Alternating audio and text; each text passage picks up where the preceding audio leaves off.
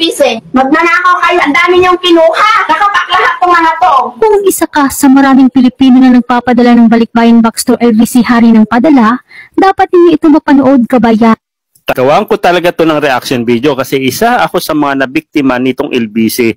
Simula nung ako'y nabiktima nito, hindi na ako nagpadala. Okay, tuloy muna natin.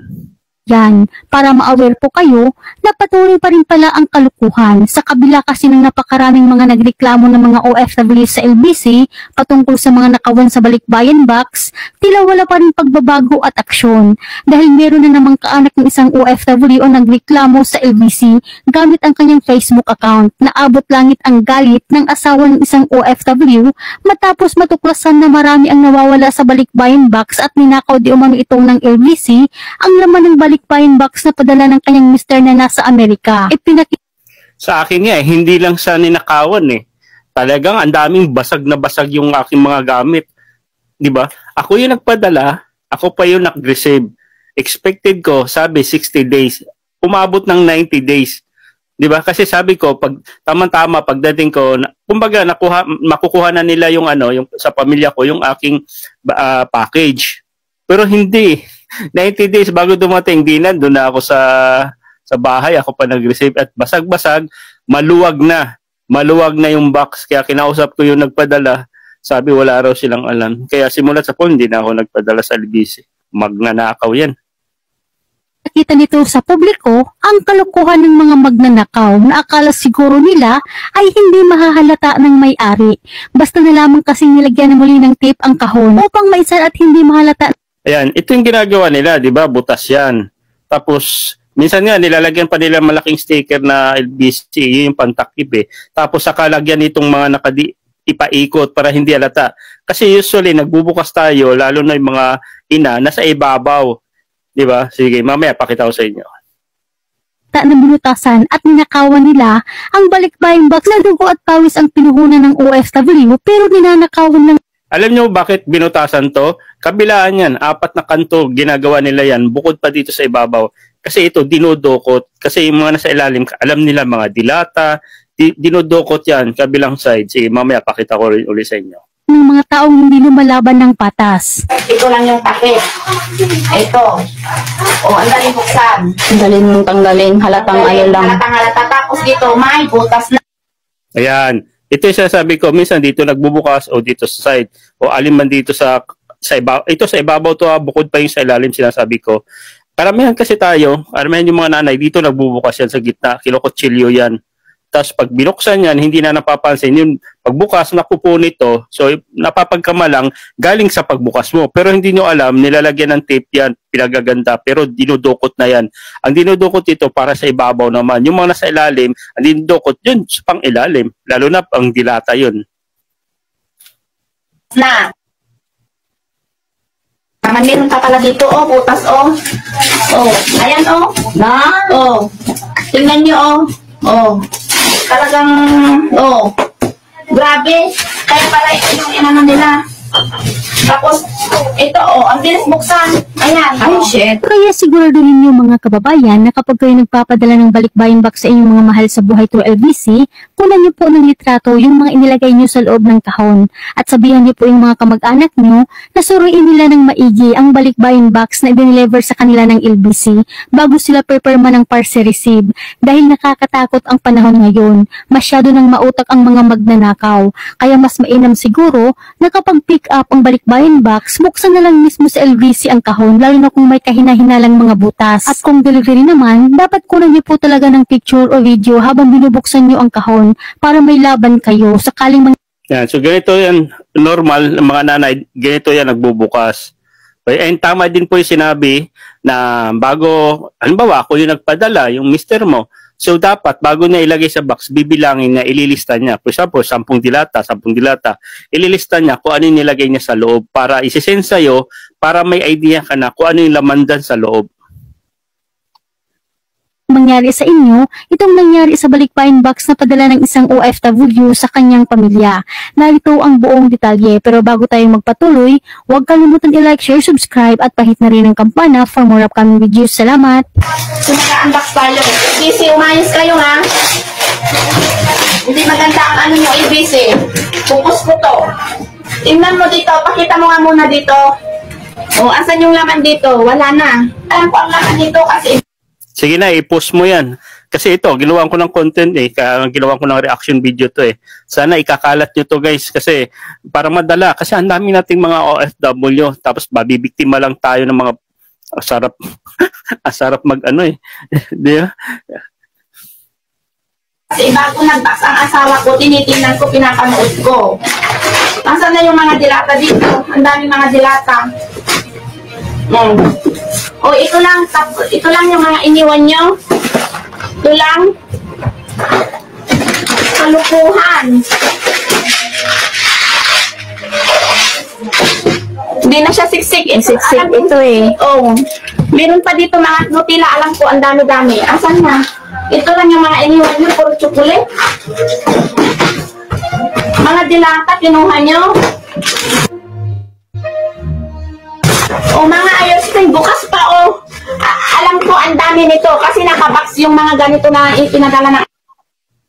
Yes, karamihan talaga nagpapadala per box yan, hindi yan per peraso. Ang ngayon, ang nangyari, peraso na. So, ibig sabihin, talagang, alam mo yun, butit na, kung dilata yan, nakakain pa nila ng maayos, butit hindi sumasakit ang tiyan ng mga yun. Tapos papakain mo sa pamilya mo, galing sa nakaw. Grabe naman kayo mga LBC, mayos kayo. Ng asawa ko. Nakapak. Nakapak to. Umayos kayo. LBC. Tingnan mo oh. Dapat nakapak ito. Pero bakit na may nakabukas? Oo, tingnan nyo yung mga spam. Mga spam na nakapak. Binawasan nyo. Oh, dapat nakapak to. Alam ko kasi habang nagbabaks ang asawa ko. By the way guys, ako kasi dito, lagi ako nagre-receive ng shipment dito sa aking mga alaga at saka amo ko. Minsan yung LBC, pinapadala dito sa Saudi. Kaya pag nakita ko yung LBC, natatawa na lang ako. Sabi ko may naalala ako sa LBC sa Pilipinas nung ako nagpapadala. Sabi ko kawawa. Eh dito, pinapadala dito lang kasi local lang. Kaya wala talagang, hindi nila maloko yung mga lokal dito, yung mga Saudi. Ang niloloko nila ay, di ba? Binigay mo dito sa opisina, sa LBC, dadalhin mo. Siguro, bago pinadala sa Pilipinas, sa Saudi, sa Pilipinas branch, dito pa lang, pinagdudukot na. Tinitingnan ko, pinapanood ko. Sabi niya Atoy, dapat nakaganito siya oh. Oh. Kaya nga, pati spam, oh. Ito, oh. Oh, ayan. Ipupus ko to, LBC. Kalukuhan kayo, ah. Kaya wala akong tiwala sa LBC. Dati ako nagbabox, galing din ako ng Hong Kong. Pero okay yung mga box ko na dumadating. Oh, ang dami niyong kinuha. Puro kayo kalukuhan. Yung mga walang kwenta, yun yung mga iniwan nyo. Alam ko wala na. Inano ng asawa ko yung mga ganito. Wala. Pinalitan mo ba? Kalukuhan kayo. O toothpaste, mga ilan ang toothpaste na pinadala ng asawa. Kaya pala, kasi galing sa Amerika, ang mga product kasi diyan katulad ng mga dilata, masasarap yan eh, mga imported yan eh. Kaya talagang hindi pinapalampas yung mga dilata. Kasi masarap yan eh. Sa Amerika ba yan naman yan imported? Asawa ko ito lang. Bukas, ang daming butas dito. Oo. Tingnan mo yung butas dito. Yung butas dito. Tapos ito Meron pa. pa dito. Tapos napakagaling i-ano to Tapos oh. ginano nyo lang. Tingnan mo yung box, parang luma-luma na oh. LBC, umayos kayo. Kaya wala akong tiwala sa LBC, puro kalukuhan.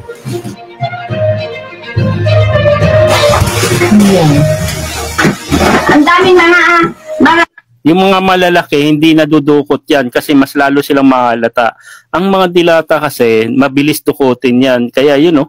Kaya, ano dito, puro lahat nakabox to, lahat. Alam kong nakabox pati mga sabon. Nakabox. Oh, tingnan nyo, ang dami yung kinuha. Nakapack lahat Yun, ng oh. mga to. Ito dapat. Alam ko kung ilan ang bilang nito. 4 na ganito, bakit 2 lang sa dalawang ganito? Imported yan na dilata, oh. Sausage, oh. Mga imported yan. Sa Amerika yan, eh. Masarap yan, eh. Apat na nakapak pero isa na lang natira. Tapos may dalawang ano lang. Hindi, apat na ganito. Apat na Sumunod, ganito. apat na O, dalawa ganyan. lang, saka Tas, dalawang ano, lang. Yung corn beef, ang Tapos dami. ito, corned beef, nakabox siya. Bakit ano? Ang daming corn beef na Oh. pinadala ng asawa ko. Nakabox niya na ganyan. Bakit ganyan? Isa sa mga, ano yan, punteriya talaga yan, corn beef. Sabi ko nga, galing po yan sa Amerika, nanay. Kaya madaling dukutin. Alam nila yan. Na lang natira. Kalukuhan kayo. O, wala nang corned beef dito. Oh, wala nang spam. Wala nang laman, oh. Ni-record ko. Hindi, agad abot na. Agad abot dito. Kalukuhan. Kaya kayong mga LBC talaga. Halos wala na akong tiwala. Bukas yung patanda. Hindi ko alam kung ano to, butter lover. Kalukuhan. Ang dami dito, mga sabon, ang dami, alam ko, ang dami.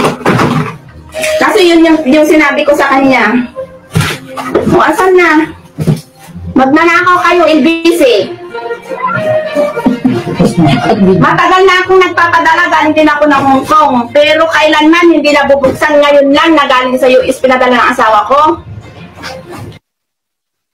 O, so, ibig sabihin, sanay, OFW din pala to si nanay. So, ibig sabihin, sanay na magpapadala sa Hong Kong. Pero hindi, first time niya nakatanggap ng LBC package galing sa kanyang mister sa Amerika. Kasi alam noon pa lang, wala na siyang tiwala sa LBC talaga. Magnanakaw. Kaya wala akong tiwala talaga sa Kasi LBC. hindi nila sinasagot yung nag-deliver. Tinatawagan. Tinatawagan ko, hindi na sumasagot. Kaya umayos kayo ha, LBC, umayos kayo. Paano pa kung susunod na na padala? Hindi na, sinabi ko na sa asawa ko, wala nang hindi na dito magpapadala. Kasi alam ko sa LBC wala akong tiwala. Marami na akong naririnig noon pa. Kalukuhan mga ginagawa nyo. Okay na, patayin ko na. Dapat lumaban kayo ng patas. Nagbabayad naman yung mga nagbabaks. Bakit nyo pa ninanakawan? Butit nakakapagtrabaho pa kayo. Imagine mo kung ilang OFW ang nagpapadala sa inyo. Tapos lahat yan, dinudukutan nyo. Kasi alam nyo, yung package, sigurado, may makukuha kayo. Mapadilata man yan. Kasi galing sa OFW, alam nyo naman, yung mga laman yan is pang personal needs o hindi kaya pang bahay talaga. Katulad ng dilata, chocolate, alam nyo eh. Butit hindi sumasakit ang tiyan yung mga LBC, no? Kahit anong courier dyan, ha? Sana mapanood nyo. Sana makarma kayo. Kasi may sahod kayo eh. Diba? Tapos, mga padala ng mga OFW, magkano lang ang sahod niya, lalo na sa parte ng Saudi. Bago mabuo yung isang box niya, taon, bago nila nabuo yan. Tinitipid-tipid pa nila yung sahod, pagkain, mapadala lang sa pamilya, tapos tutukutan nyo pa, nanakawan nyo pa. Grabe kayo.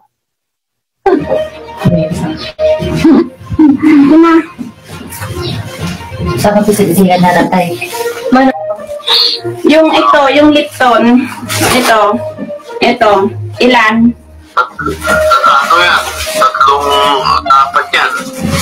Apat. Apat, iisa lang. Oo. Yung isa lang. Isa lang. Ito. Tapos yung spam, ilan? Alam ko, marami yan eh. Dinagdagan ko pa yan eh. Oh, Dalawa lang. dalawang pack na lang. Tas may dalawang dilata lang na iniwan. Dalawang pack, saka dalawang lata lang na nabuksan na ganito. Eh, di ba dapat nakapak yan? Dapat nakapak yan. Oh.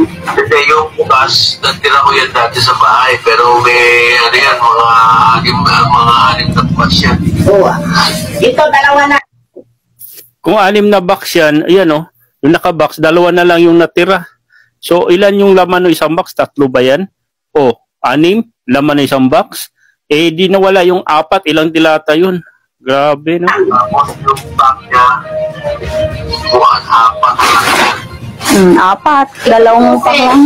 Itong sausage, yung gina sausage, ilan yung gina sausage? Dalawa. Oo, isa lang. Yan lang. Isang pack na lang. Toothpaste, ilan ang toothpaste? Imported yung sausage eh. Sige pre, gusto makatikim ng imported na sausage.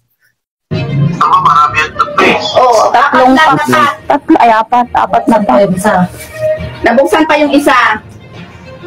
Yung halata ko. Yung toothbrush namin ako. Toothbrush, walang toothbrush. Walang toothbrush. Okay. Yung coffee mate niya po, ilan? Ilan yung coffee mate? Baka yung mga LBC walang toothbrush. Hindi nagtutoothbrush. Kaya nung nakita nila may toothbrush ay pagkakataon na nila. Ilan yung coffee mate na inano mo? Dalawa yan. Ayan. No, dito. Alang, at tatlong Tatlo. kape. Kape. Kape, tatlo yata eh. Oh, dalawa lang. Dalawa lang yung Yung kape. ano, yung peanut butter. Peanut butter. Ano yan? Tatlong ganyan. Isa Oh, lang. tatlong pack. Oh, isang natira na lang. Oh, pang ina, magnanakaw. Yung Nutella, Hindi mo ba yung kasi matang... yung Nutella, isa, dalawa, apat, lima, anim. Ilan? Okay na yata yun. Ewan ko, nakalimutan ko na. Ito nga, yung pink salmon. Yung ito, salmon, pink salmon. Yeah, salmon, masarap din yan. Mahal kaya yan dito sa Saudi. Yung salmon, dalawang tatlo yata. Ako ganun, ewan ko. Dalawa lang to. Ano maganda yun? Dalawang to. Itong mga So karamihan ng pinapadala ni Mr. Karamihan mga pagkain. Like sausage, di ba? Mga dilata, di ba? Chocolate, iilan lang. Pero kinuha pa, ninakaw pa. So, yun. Dalawa. Ay, yung ano mo, yan, yan, dalawa yan. o, dalawa, tama. Yung Ayospring na ano, na panligo. Mga yan ang malaki. Isa lang. Oh. Marami. Tapos isa. Isang pack lang. Mas, Ito, ano to, mga butter lovers? Ano to? Ano ka pa mo? ano yan? Butter lovers, iwan ko kung ano to. Parang may pinadala ka bang ganito? Parang dinagdag na lang yata, oh. Ako, dinagdag ko lang yan, o. Pag-ibabaw lang yan. Di corn beef nga eh. O, tapos isang, ano, kutsir, ano to? Guerrero. Piriro.